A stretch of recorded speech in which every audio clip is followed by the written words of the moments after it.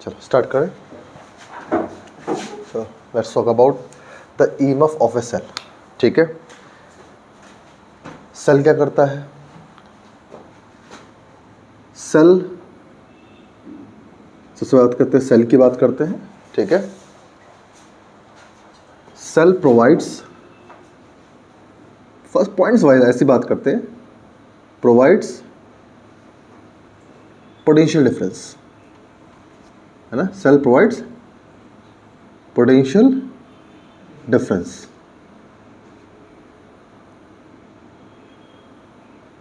अब आप सब जानते हो, प्रोवाइड्स इलेक्ट्रिक पोटेंशियल डिफरेंस बोल सकते हो, इलेक्ट्रिक पोटेंशियल डिफरेंस। ठीक, cell provides electric potential difference. ठीक है, अब जब तक पोटेंशियल डिफरेंस नहीं अप्लाई करोगे किसी भी सर्किट में, तब तक करंट नहीं फ्लो होने वाली। ठीक है, अच्छा, कॉम्बिनेशन ऑफ सेल्स क्या कहलाता है? कॉम्बिनेशन ऑफ सेल्स कहलाता है, हाँ, कॉम्बिनेशन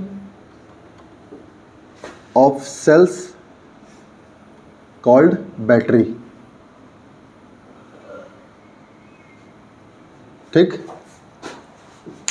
डेफिनेटली अगर आप पोटेंशियल डिफरेंस अप्लाई ज़्यादा करना चाहते हो, कम करना चाहते हो, तो आपको क्या करना पड़ेगा? कॉम्बिनेशन ऑफ सेल्स करना पड़ेगा। ठीक है, सबसे पहले एक सेल के पास होता क्या क्या है? ठीक भाई, सेल्स हमारे पास वैसे बेसिकली दो टाइप्स के होते हैं, primary cells.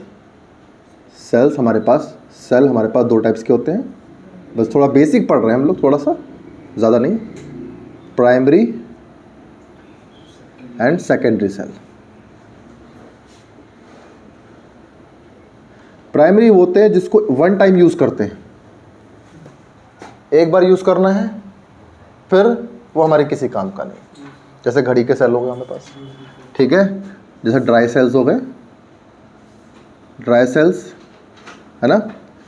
Daniel cell, Daniel cell,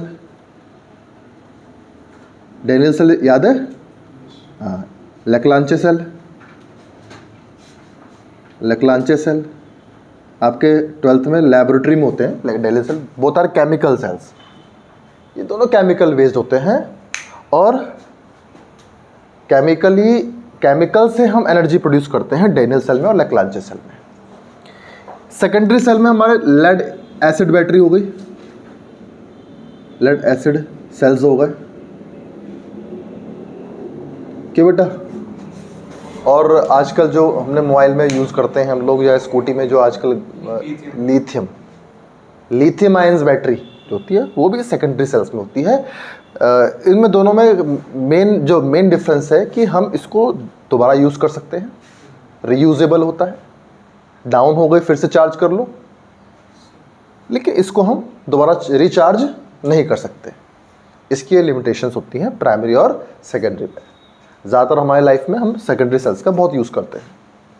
ठीक है, ये हमारे बेसिकली हम लोग हमारे इसमें घड़ी में, वॉचेस में, वॉल दीवार घड़ियों में हो गई, और रिमोट्स में हम लोग प्राइमरी सेल्स का यूज़ कर लेते हैं। ठीक है, और सेकेंडरी सेल्स हमारे, आपको पता हो गया, लिथियम आयन बैटरी हो गई, है ना, Li आयंस या बैटरी, लिथियम आयन बैटरी। ठीक है, अब ये सेकेंडरी सेल्स हो गए। ठीक है बेटा, अब एक, अगर हम बेसिकली अपने अभी हम 12th के लेवल की बात करते हैं हम लोग, हम एक केमिकल सेल्स की बात करते हैं। केमिकल सेल, केमिकल सेल कैसा होता है?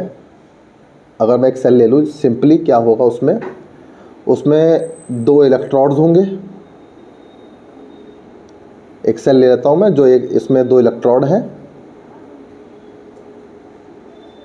ठीक है, और एक इलेक्ट्रोड है कॉपर का Cu, और एक इलेक्ट्रोड है जिंक का, और इन दोनों इलेक्ट्रोड को मैंने डिप कर दिया, डुबो दिया एक इलेक्ट्रोलाइट के अंदर। वो इलेक्ट्रोलाइट हमारा किसका है? H2SO4 का, सल्फ्यूरिक एसिड का। ठीक है बेटा, तो अब ये सेल रेडी है एक पोटेंशियल डिफरेंस अप्लाई करने के लिए, ठीक है। अगर मैं इस सेल को एक सर्किट में लगा दूं, सर्किट में क्या होगा, बेसिकली सर्किट में हमारा एक एक्सटर्नल रेजिस्टेंस होगा, एक्सटर्नल लोड जिसे हम बोलेंगे आर। सर्किट में क्या क्या लगा होता है, एक सर्किट क्या होता है, क्लोज पाथ होता है, और उस सर्किट में रास्ते में क्या क्या लगे होते हैं, कुछ एलिमेंट्स लगे होते हैं, उन एलिमेंट में एक सेल भी होता है। ये बहुत बड़ा रोल फॉलो करता है एक सर्किट में, क्योंकि बिना इसके सर्किट में करंट फ्लो नहीं हो सकती। अब हमने क्या किया, एक सेल किस तरीके से काम करता है, हमने एक सिंपल केमिकल सेल ले लिया, है ना। ये सेल क्या करेगा, ये सर्किट हो गया पूरा, ये जो लोड है इसके दोनों एंड्स पर, इसको बोलेंगे हम terminals, terminal A, terminal B, क्या बोलेंगे, टर्मिनल्स पे हम जो हमारा प्लस माइनस होता है वही हमारे टर्मिनल्स हो गए बैटरी के। तो टर्मिनल ए से हम अपना लोड का एक पॉइंट जोड़ देंगे, टर्मिनल बी से हम अपने लोड का दूसरा पॉइंट जोड़ेंगे। लोड हमारा कुछ भी हो सकता है, एक बल्ब हो, कोई भी सर, जिससे भी हमने सप्लाई देनी है, वो हमारा एक सोर्स हो गया जिसके पास इतना कुछ रेजिस्टेंस है। मान लो हमने वोल्ट मीटर जोड़ लिया, एम्पेयर मीटर जोड़ लिया, हमने कुछ भी जोड़ लिया, इसके अक्रॉस में हमें क्या नापना है, हमने एक सर्किट बनाना है, क्लोज सर्किट।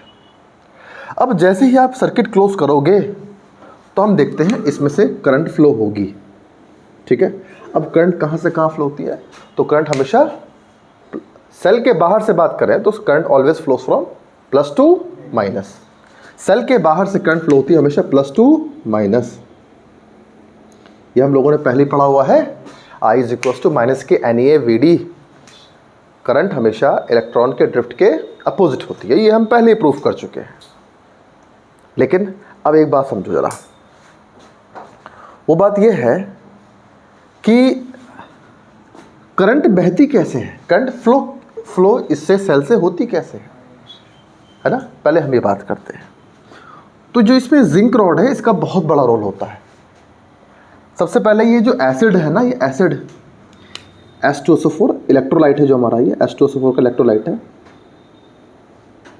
इस इलेक्ट्रोलाइट में हमने किसको डुबोया हुआ है, जिंक को डुबोया हुआ है, तो डेफिनेटली जिंक किससे रिएक्शन करेगा। अगर H2SO4 जिंक से रिएक्शन करता है तो it will make ZnSO4, it will make ZnSO4 plus H2, और साथ में हमें मिलती है एक्स्ट्रा एनर्जी,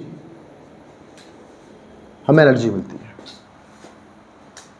यही एनर्जी हमारे बहुत काम की है, जिसके लिए हमने ये जो सेल का सेटअप बनाया है, हमने इसी के लिए बनाया है, इस एनर्जी के लिए।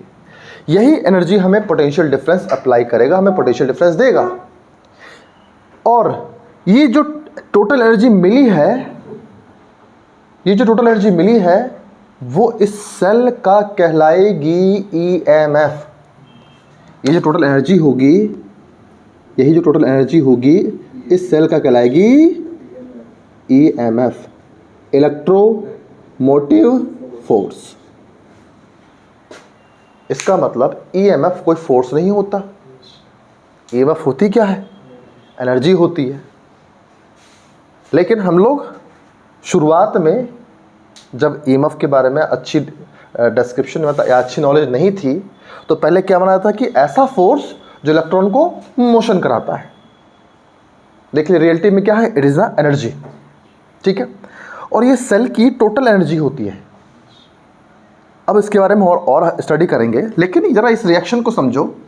हमने पढ़ा हुआ है कि दुनिया में हर चीज़ हायर एनर्जी से लोअर एनर्जी की तरफ आती है।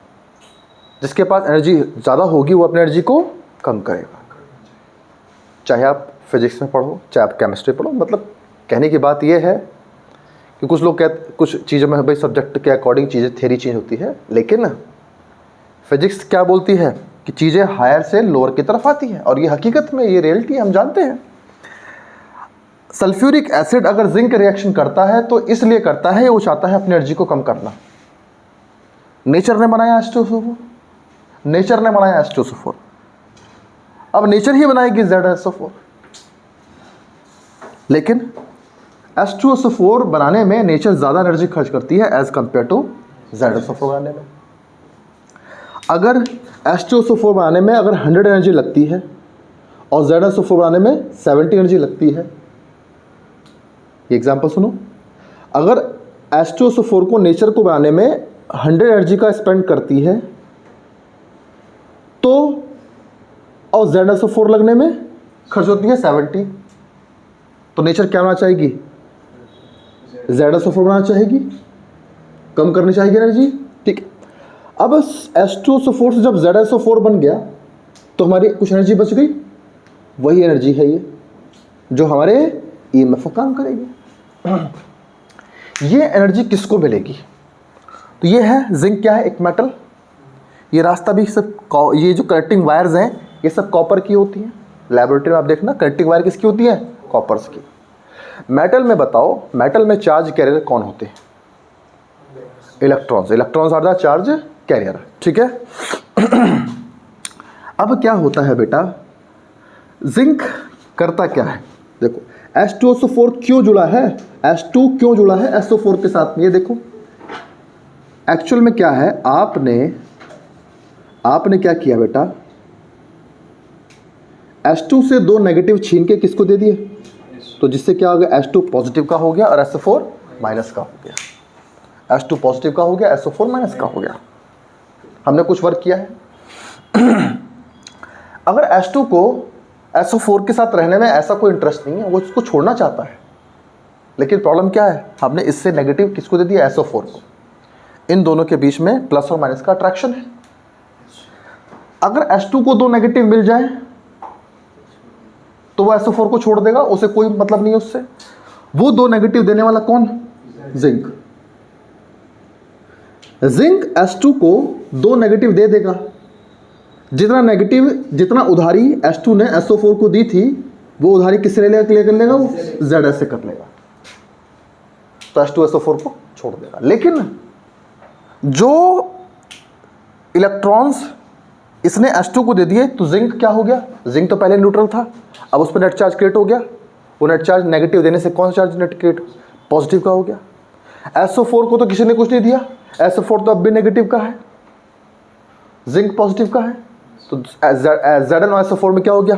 फिर से अट्रैक्शन हो गया, क्योंकि जिंक ने नेगेटिव दे दिया किसको? H2 को, जिससे क्या हो गया? जिंक पॉजिटिव का हो गया, SO4 तो माइनस माइनस का है, दोनों फिर से मॉलिक्यूल बन गए, ZSO4 तैयार हो गया। लेकिन ये प्रोसेस कब होगा?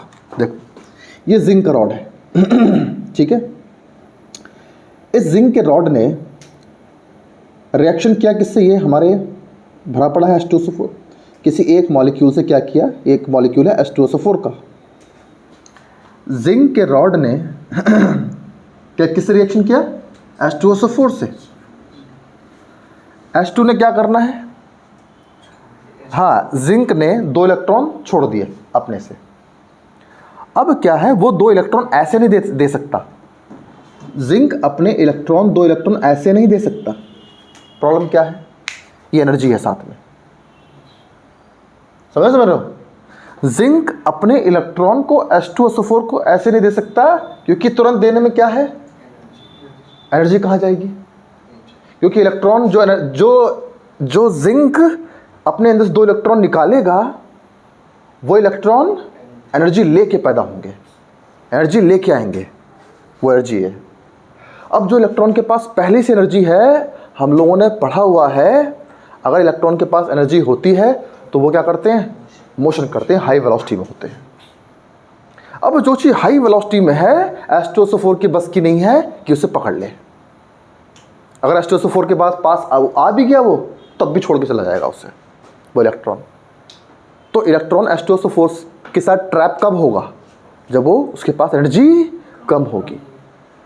जब एनर्जी कम होगी तब जाके वो हाइड्रोजन के ऑर्बिट में रिवॉल्व करने लायक होगा, तब जाकर के हाइड्रोजन न्यूट्रल होगा, तब हाइड्रोजन छोड़ेगा SO4 को। लेकिन वो एनर्जी कम कैसे करे? ये तो मेटल्स हैं, ये तो मेटल है, इनके पास तो रेजिस्टेंस बहुत कम होता है। इन मेटल में रात दिन दौड़ेगा, बहुत टाइम दौड़ेगा, तब जा करके उसकी एनर्जी कम होगी। हमने बोला तुम्हें कोई टेंशन नहीं है, हम तुम्हारी एनर्जी कम कर देंगे। ये जो लगाया हुआ डिवाइस, इसके पास क्या है, रेजिस्टेंस, ये आपकी एनर्जी कम कर देगा, इलेक्ट्रॉन्स की एनर्जी डाउन कर देगा। तोड़ो, भागो इसमें से। तो जिंक 2 इलेक्ट्रॉन को छोड़ देता है ऐसे, ये 2 इलेक्ट्रॉन झट से गए ऊपर, इलेक्ट्रॉन्स गए, तो जिंक क्या बन गया, नेगेटिव का टर्मिनल। इलेक्ट्रॉन किससे आए, जिंक से आए, तो इलेक्ट्रॉन कहाँ गए, ऐसे। तो जहां से इलेक्ट्रॉन निकलते हैं वो कौन सा टर्मिनल होता है, जहां इलेक्ट्रॉन जाते हैं वो कौन सा टर्मिनल होता है, फिर पॉजिटिव। यहां से H2 दिखा रहा है पॉजिटिव, भाई पॉजिटिव, ये रहा H2SO4, यहाँ बैठा हुआ H2, वो कह रहा है ये पॉजिटिव है, देखो इलेक्ट्रॉन दौड़ के आ रहे हैं। यहाँ पे H2SO4 यहाँ आ गया, H2 क्या दिखा रहा है, पॉजिटिव, यहाँ पे इलेक्ट्रॉन दौड़ के आया, वो यहाँ करके थक गया, रुक गया, तो ये टर्मिनल क्या हमारा, पॉजिटिव का टर्मिनल, क्योंकि इलेक्ट्रॉन को मिला पॉजिटिव। अब वो 2 इलेक्ट्रॉन इस H2SO4 ने, H2 ने 2 इलेक्ट्रॉन ले लिए। अब जैसे ही 2 इलेक्ट्रॉन ले लिए, H2 हो गया न्यूट्रल, और वो तुरंत यहाँ से बाहर निकल गया, उसे अब SO4 के साथ रहने की जरूरत नहीं है। अब क्या हुआ, उस H2 ने SO4 को छोड़ दिया, SO4 ले रखा है माइनस माइनस, और जिंक का ये एटम बैठा हुआ है। जैसे ही 2 इलेक्ट्रॉन इसको मिल गए, जो 2 इलेक्ट्रॉन किसने दिए थे, जिंक ने 2 इलेक्ट्रॉन छोड़ दिए। अब जैसे ही वो 2 इलेक्ट्रॉन H2 को मिले, जिंक बन गया प्लस प्लस, तुरंत उसने अपना ये रॉड छोड़ दिया। प्लस और माइनस के बीच में क्या होगा, अट्रैक्शन होगा, जिंक जाएगा SO4 के पास, SO4 जाएगा जिंक के पास, तो SO4 किधर जा रहा है, SO4 इधर जा रहा है, और जिंक इधर जा रहा है, और दोनों आपस में मिल गए, तो क्या बनाया उन्होंने, ZnSO4। क्लियर हो गया। फिर से वही साइकिल अप्लाई होगी, फिर से इलेक्ट्रॉन्स बहेंगे, ये काम लगातार चलता रहेगा। काम कब तक चलता रहेगा, जब तक H2SO4 के मॉलिक्यूल्स खत्म ना हो जाए, जब तक इस रॉड में जिंक के एटम खत्म ना हो जाए। बात समझ में आ गई, नहीं आ गई, ठीक है। तब तक करंट हमारी सर्किट में फ्लो होती रहेगी। अब आगे तो ये प्रोसेस है किसी सेल में करंट के फ्लो होने का। बात सबको समझ में आ गई, ठीक है। चलो स्टॉप कर दो इसे।